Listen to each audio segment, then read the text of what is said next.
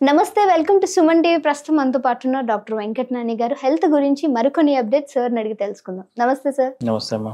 Sir, summer వచ్చేసింది. So దాని గురించి చాలా విషయాలే మాట్లాడుకున్నాం. ఏంటంటే సమ్మర్ అనగానే బయట మనకు చాలా షుగర్ కేన్ జ్యూసెస్ కనిపిస్తూ ఉంటాయి. ఎక్కడైనా సరే చాలా ఎక్కువగా చూస్తూ ఉంటాం. బట్ ఇంకో డౌట్ ఏంటంటే షుగర్ ఉన్న వాళ్ళు, డయాబెటిక్ పేషెంట్స్ ఈ షుగర్ కేన్ జ్యూస్ని తాగొచ్చు అంటారా అనేది చాలా పెద్ద క్వశ్చన్ మార్క్. ఈరోజు ప్లీజ్ సార్ ఎక్స్ప్లెయిన్ చేయండి. డయాబెటీస్ ఉన్న వాళ్ళు తప్పకుండా కొన్ని ఫుడ్స్ అవాయిడ్ చేయాలమ్మా. ఈవెన్ సమ్మర్లో చాలామంది షుగర్ కేన్ జ్యూస్ తాగడము మనకు బాగా హైడ్రేట్ చేస్తాను తాగుతూ ఉంటారు. బట్ డయాబెటీస్ ఉన్న వాళ్ళు దాన్ని అవాయిడ్ చేయడం చాలా మంచిది. ఎందుకంటే షుగర్ కేన్ జ్యూస్లో మీకు డెఫినెట్లీ చాలా హై గ్లూకోజ్ కంటెంట్ ఉంటుంది. సో వాళ్ళు షుగర్ కేన్ జ్యూస్ అనేది తప్పకుండా అవాయిడ్ చేస్తేనే బెటర్. బట్ తప్పనిసరి పరిస్థితుల్లో ఇప్పుడు మీకు ఏమీ అవైలబుల్ లేదు, జ్యూస్ లేదు, వాటర్ లేదు, ఏది లేదు, మీకు అదే ఉందంటే ఇంకా తప్ప బట్ ఈ సమ్మర్లో అవాయిడ్ చేయడమే మంచిదమ్మా. సమ్మర్ అని కాదు, ఏ సీజన్లో అయినా sugar cane juice for diabetics is not advisable. Okay, అంటే కొంతమంది ఇష్టంగా ఉన్న వాళ్ళు ఏంటంటే కనీసం వారం కన్నా ఒకసారి తాగితే బాగుండు అనుకుంటారు కదా సార్, అలాంటి వాళ్ళకి ఏం చెప్తారు? చాలా మంది పేషెంట్స్ వస్తుంటారమ్మా. కొంతమంది షుగర్ కేన్ జ్యూస్, ఇప్పుడు మీరు షుగర్ కేన్ జ్యూస్ కోసం అడుగుతున్నారు. కొంతమందికి ఇంకేదో పండు ఇష్టం ఉంటుంది, కొంతమందికి సీతాఫలం ఇష్టం ఉంటుంది, కొంతమంది మ్యాంగో ఇష్టం ఉంటుంది. అటువంటి వాళ్ళు తప్పకుండా okay, once in week, once in 10 days ఇష్టం ఉంటే తీసుకోండి. But at the same time అది తీసుకున్నప్పుడు వేరే డైట్ తగ్గించుకోండి. ఓకే, ఎందుకంటే షుగర్స్ పెరగకుండా ఉంటుంది. సో అటు దానివల్ల వచ్చే వేరే ప్రాబ్లం ఏం లేదు తప్ప, బట్ షుగర్స్ పెరుగుతూ ఉంటాయి. ఇన్ కేస్ మీరు తీసుకోవాలనుకున్నప్పుడు కొంచెం వేరే డైట్ ఏదో తగ్గించుకొని దాని ప్లేస్తో తీసుకోవడం బెటర్. ఓకే, అంటే సార్ సీజనల్ వైజ్గా ఫ్రూట్స్ అనేవి వస్తూ ఉంటాయి. అందులో మనకి సమ్మర్లో మ్యాంగో కూడా ఎక్కువగా ఉంటూ ఉంటుంది. అండ్ దీనివల్ల కూడా షుగర్ ఏమైనా కొంచెం అటాక్ ఎక్కువ అయ్యే ఛాన్సెస్ ఉన్నాయంటారా? అంటే 2 రకాలు ఉంటుందమ్మా. ఆల్రెడీ డయాబెటీస్ ఉన్న వాళ్ళకి తప్పకుండా షుగర్స్ పెరుగుతాయి.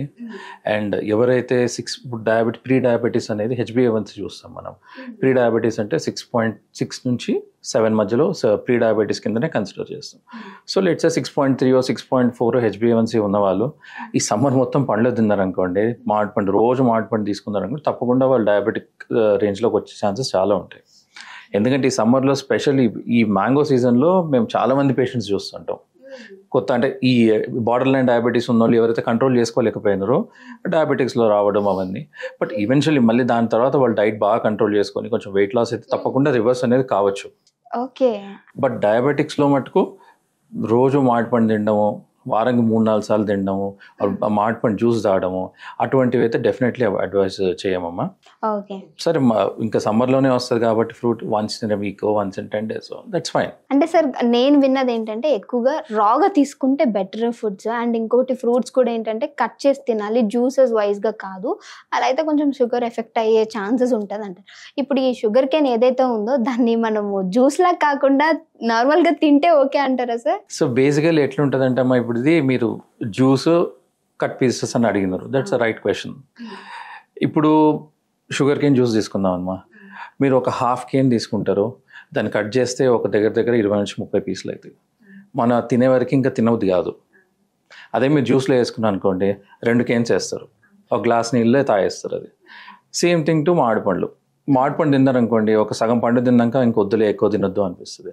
అదే జ్యూస్ చేసిండ్రు అనుకోండి, మీకు ఒక గ్లాస్ జ్యూస్ కావాలంటే 2 పండ్లు చేసుకోవాలి. సిమిలర్గా ఇప్పుడు గ్రేప్స్ కానివ్వండి, ఆరెంజ్ కానివ్వండి, ఏదైనా జ్యూస్ ఫామ్ అనే వరకు ఏమవుతుందంటే నంబర్ ఆఫ్ ఫ్రూట్స్ పెరిగిపోతాయి. ఇప్పుడు అంతే కదా, ఇప్పుడు ఆరెంజ్ జ్యూస్ కావాలి మీకు, తింటే ఒకటి తింటారు, 1.5 తింటారు. జ్యూస్ కావాలనుకోండి 3 పండ్లు కావాలి. న్యాచురలీ షుగర్స్ పెరిగిపోతాయి, క్యాలరీస్ అన్నీ పెరిగిపోతాయి. సో స్పెషల్ డయాబెటిక్స్ అయితే అవాయిడ్ చేయడమే బెటర్. అయితే సార్ డయాబెటిక్ ఉన్న వాళ్ళు కొంచెం ఏదైనా ఒక ఫుడ్ విషయంలో జాగ్రత్త తీసుకోవాలంటే వాళ్ళ డైట్ ఏ విధంగా ఉంటే మంచిది అంటారు? డైట్లో అమ్మ యూజువలీ షుగర్ ఉన్న వాళ్ళు కార్బోహైడ్రేట్స్ అనేది మేజర్గా తగ్గించుకోవాలి. కార్బోహైడ్రేట్స్ అనేది మనిషికి తప్పకుండా అవసరం, బట్ ఎంత మోతాదులో అనేది. ఇప్పుడు చాలామంది చూస్తే కొంతమంది పేషెంట్లు వస్తూ ఉంటారు, పొద్దున మధ్యాహ్నం రాత్రి 3 పూట్ల అన్నం తింటాం సార్ అంటారు. అటువంటి ప్లేస్లో ఏమైతే షుగర్స్ మీద ఎన్ని మందులు పెట్టండి, ఎంత ఇన్సులిన్ ఇవ్వండి, షుగర్స్ అనేది తగ్గడం చాలా కష్టం అవుతుంది. సో అటువంటి ప్లేస్లో రైస్ కొంచెం తగ్గించుకోవాలా. మార్నింగ్ చపాతీస్ తినడము, నైట్ చపాతీస్ తినడము, అంటే గోధుమ రొట్టె కాకుండా జొన్న రొట్టెలు తినడము, మధ్యాహ్నం మిల్లెట్స్కి షిఫ్ట్ కావడము చాలా హెల్ప్ చేస్తుంది. మేము ఎంతోమంది పేషెంట్స్ ఇన్సులిన్, మల్టిపుల్ మెడిసిన్స్ పైన ఉన్న వాళ్ళు డైట్ బాగా కంట్రోల్ చేసుకొని మిల్లెట్స్ పైన వచ్చిన వాళ్ళకి టోటల్గా ఇన్సులిన్ కూడా స్టాప్ చేసిన పరిస్థితి చాలాసార్లు అయింది. Okay, so diet makes a lot of different. And specially early diabetic స్టేజ్లో ఉంటారు, అంటే ఇప్పుడు A1C 7 newly diagnose diabetes, only medicines పైన డైలీ 1-2 టాబ్లెట్స్ పైన ఉన్న వాళ్ళు ఎంతోమంది డయాబెటీస్ నుంచి రివర్స్ అయిన వాళ్ళు ఉంటారు. అండ్ ఓవర్ వెయిట్ కదమ్మా, న్యాచురల్లీ మీరు డైట్ తగ్గించినప్పుడు, క్యాలరీస్ తగ్గించినప్పుడు మీ వెయిట్ తగ్గుతుంది. మీ ఓవర్ వెయిట్ తగ్గిందంటే ఇన్సులిన్ రెసిస్టెన్స్ కూడా తగ్గుతుంది automatically. So naturally will improve your glycemic control. అంటే సార్ మీరు ఇప్పుడే అన్నారు మార్నింగ్, ఆఫ్టర్నూన్, నైట్ కూడా రైస్ తీసుకుంటూ ఉంటారు అని. బట్ అంటే మనకి ఇదివరకు కాలంలో రైసే కదా సార్ ఎక్కువగా తినేవాళ్ళు, టిఫిన్స్ కూడా ఏమీ లేవు వాళ్ళకి. బట్ ఇప్పుడు కూడా కొంతమంది అదే ఫామ్ చేస్తూ ఉన్న వాళ్ళు కూడా ఉన్నారు. కానీ వీళ్ళకి ఎందుకు షుగర్ ఎఫెక్ట్ అవుతుందంటారు? ఎందుకంటే అమ్మా అప్పట్లో మీరు ఇప్పుడు లేచే ఒక 30 సంవత్సరాలు 40 సంవత్సరాల కింద మాట్లాడితే అప్పుడు వాళ్ళు 3 పూటలు అన్నం తిన్నా కూడా వాళ్ళ యాక్టివిటీ అనేది ఉండేది.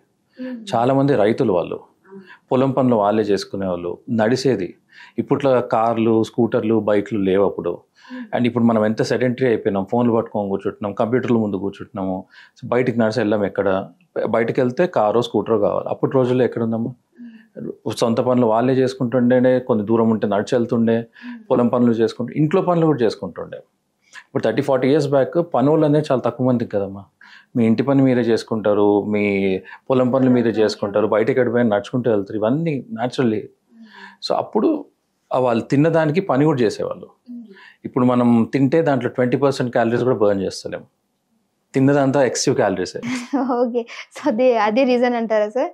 ఒబెసిటీకి మోస్ట్ కామన్ రీజన్ అమ్మా ఇమ్మొబిలిటీ, సిట్టింగ్ ఆన్, అంటే daily sedentary life style, computers పైన వర్క్ చేయడము, వేరే ఏదో బిజీ ఆఫీస్ వర్క్స్లో ఉంటారు. చాలామంది హెచ్ఆర్లో ఉండండి, సాఫ్ట్వేర్ వాళ్ళు ఉండి. ఎందుకమ్మా మేము డాక్టర్లో పొద్దున్న నుంచి మేము రౌండ్స్ చేస్తాం, అది వేరు. బట్ దాదాపు రోజుకి 6 నుంచి 8 గంటలు మేము కూర్చొనే ఉంటాం అవుట్ పేషెంట్ డిపార్ట్మెంట్లో. సో న్యాచురల్లీ మేము కూడా ఇప్పుడు ఎక్సర్సైజ్ చేయాలి అనుకోండి, న్యాచురల్లీ తింటూనే ఉన్నాం, మీరు ఎక్సర్సైజ్ చేయలేదు, మీరు ఖర్చు చేస్తలే క్యాలరీస్, అంటే వెయిట్ అనేది పెరుగుతూనే ఉంటుంది, డయాబెటీస్ అనేది అన్కంట్రోల్ అవుతూనే ఉంటుంది. సో చాలా డిఫరెన్స్ ఉంది అప్పటికి ఇప్పటికి. Okay sir. So diabetic patients నార్మల్గా అంటే అందరూ ఎక్సర్సైజ్ చేయాలి అని, కొంతమంది ఏంటంటే ఆఫ్టర్నూన్ చేస్తారు, కొంతమంది నైట్ చేస్తారు, కొంతమంది మార్నింగ్ ఉంటుంది. బట్ వీళ్ళు కరెక్ట్గా చేయాల్సిన వే ఏంటి అంటారు sir? So basically early morning exercise అనేది ఎప్పుడైనా మంచిదమ్మా.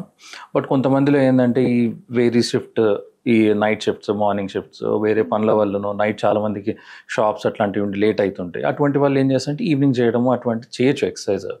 డెఫినెట్లీ మార్నింగే చేయాలని ఉండదు, but ideally it's better in the morning, because my body will be on empty stomach. రాత్రి తిన్న పొద్దున్న మళ్ళీ అంత గ్యాప్ వస్తుంది, and will be easy for you to workout also. But ఇంకా తప్పదు అన్న పరిస్థితిలో ఈవినింగ్స్ అట్లాంటివి చేయడము. ఇప్పుడు మధ్యాహ్నం ఎక్సర్సైజ్ చేసిన వాళ్ళు కూడా చాలామంది ఇండోర్కే బెటర్ అమ్మ, బికాజ్ ఎండాకాలం కానివ్వండి, ఎండలు కానివ్వండి, బయట అయితే ఎక్కడ చేయలేరు, ఇండోర్ జిమ్స్లో వెళ్ళి చేయడం మంచిది. అండ్ ఎక్సర్సైజ్ అనేది ఓన్లీ ఇప్పుడు డయాబెటిక్స్లో స్పెసిఫిక్గా ఇప్పుడు వాకింగ్ చేస్తారు, రన్నింగ్ చేస్తారు అంటే ఎక్సర్సైజ్ సరిపోదమ్మా, ఎందుకంటే కార్డియో ఎక్సర్సైజ్, దాన్ని కార్డియో ఎక్సర్సైజ్ అంటాం. దాంతోపాటు రెసిస్టెన్స్ ఎక్సర్సైజ్ అనేది చాలా ఇంపార్టెంట్. అంటే మజిల్ ఎక్సర్సైజెస్, అంటే చిన్న చిన్న వెయిట్స్ లేపడం, అంటే మజిల్ స్ట్రెంగ్త్ మెయింటైన్ చేయాలి. మీ మజిల్ స్ట్రెంగ్త్ మెయింటైన్ చేసినప్పుడే మీ ఇన్సులిన్ సెన్సిటివిటీ అని పెరుగుతుంది. ఓకే. సో దానివల్ల ఏంటంటే న్యాచురల్లీ మీకు షుగర్స్ కూడా బాగా తగ్గుతాయి. సో అందుకని చాలామంది డయాబెటిక్స్కి మేము రెసిస్టెన్స్ ఎక్సర్సైజ్ కూడా చేయమంటాం. పెద్దవాళ్ళకు కూడా చిన్న వెయిట్స్ 2 kgs 3 kgsతో కొంచెం డంబుల్స్ అవన్నీ చేస్తే మంచిది అంటాం. Okay sir. సో చూసారు కదా, సమ్మర్లో షుగర్ కేన్ అనేది తాగొచ్చు, కానీ అది మనకి షుగర్ లేనప్పుడు. సో ఇంత చక్కటి ఇన్ఫర్మేషన్ అందించినందుకు thank you sir. Thank you.